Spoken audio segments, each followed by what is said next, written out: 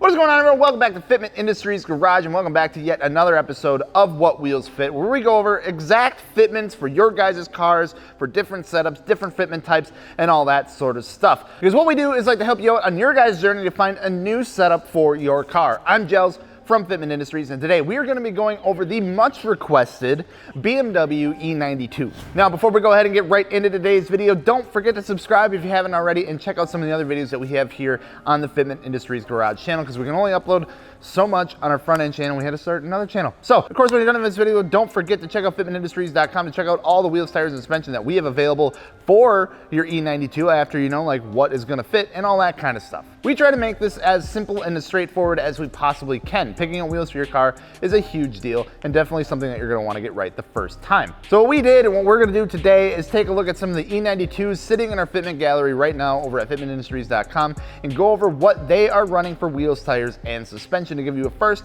hand look at what different setups look like. The E92, as you should know by now, I mean, you clicked on the video to find out what wheels are going to fit, is the two-door coupe of the E9X series and includes cars such as the 328 and 335i. So first things first, these cars are going to run a 5x120 bolt pattern, and for the recommended fitment range, we're going to be looking at diameters of 17 to 20 inches in diameter, 8.5 to 10.5 inches in width, and an offset landing between plus 20 and plus 38. So honestly, not a huge range as far as options there, but at least compared to like the other cars that we see. But still, when you're talking about specific fitments and how they look, there are many different looks and fitments that are going to happen within that range. So let's get into the first group of cars for today, which are going to have a good setup and fitment for those who want to daily drive their car and don't want to ruin the drivability. So these cars are not going to be anything too aggressive. They won't require any fender rolling or anything like that. And most importantly, they won't have any rubbing issues. So some cars for those who want to change up their look a little bit, but not have to worry about anything, you know, as far as that. All right, so first car of the day, let's get started with a 2011 with some niche Misano wheels. Now,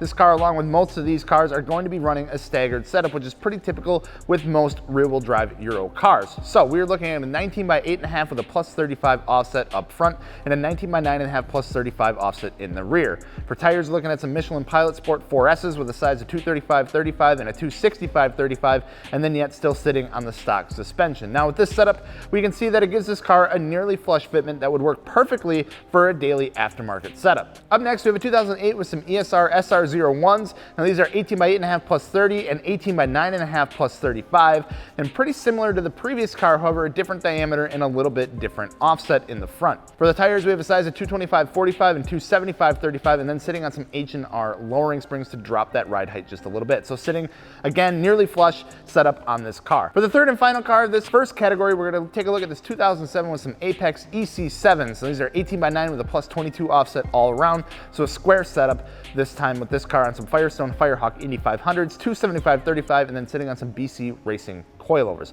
So a bit of a less aggressive setup as far as the width and all that, but it's been made up for with that drop in the offset. With this square setup, we're looking at a little more of a tucked fitment all around the car. The second list of cars that we're going to look at are going to get a little more aggressive with their fitments, meaning that things such as fender rolling are going to become more possible and even required for some of these. So basically, what we are going to see is a bump in width and a drop in that offset to get a more flush, aggressive fitment. So that being said, in this list, where we have a 2008 with some ESR RF1s, 18 by 9.5 plus 22 up front, and 18 by 10.5 plus 22 in the rear. Wrapped in some 225/40 and 265/35 tires, and then sitting on some Solo Works coilovers. So fenders are rolled and have a slight pull in the rear with help from a little bit of the camber and all that in the front and rear to make sure that there are no rubbing issues with this setup. As you can see, we get a very flush fitment with this wheel and tire package. And next up, we have a 2009 with some Velgen VMB5s. Now, this is our first 20-inch setup of the day that we've come across. So we were looking at some 20 by 9 plus 35s up front and 20 by 10.5 plus 45 in the rear. Wrapped with some 245/30 and 275/20 Hankook tires, and then lowered on some coilovers for the suspension. So these are some big wheels on this car. They do require some stretch to make sure that they clear. For the third and final car of this list, we've taken a look at this 2008 with some Kansei KNPs, 18 by 9.5 plus 22 in the front, 18 by 10.5 plus 12 in the rear. Wrapped 245/35 and 265/35 Nanking NS20 tires, and then sitting aired out on some Airlift Performance air suspension. If we take a step back and kind of just gather all the information that was just kind of thrown at you, we'll see that if you're looking for for a kind of like an all-around good daily wheel and tire setup, you're gonna be looking at something like an 18x8.5 plus 35 and an 18x9.5 plus 35 staggered setup, or something around there. Of course, you can play around with that offset a little bit and maybe a width here and there.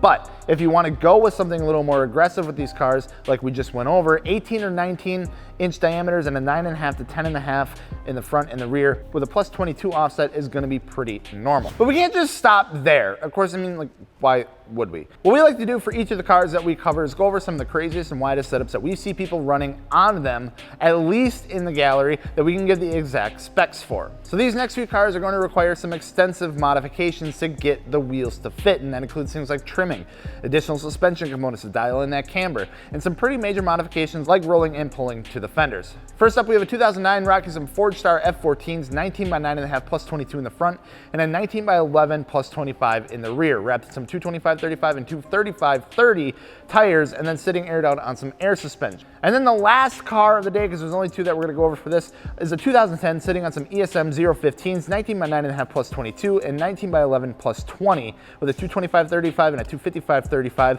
yet again. So giving a really standstill look on this E92 on air suspension with some pretty wide wheels. So that's gonna go ahead and wrap it up today in this episode of What Wheels Fit, the BMW E92. So hopefully this helped you guys out in your journey to find some new wheels, tires, or suspension for your car. And of course, don't forget to hit up fitmentindustries.com to check out all the stuff that we have available for the E92 or any other car that you might have. Thank you guys so much for watching. Don't forget to subscribe. We will see you later. Peace.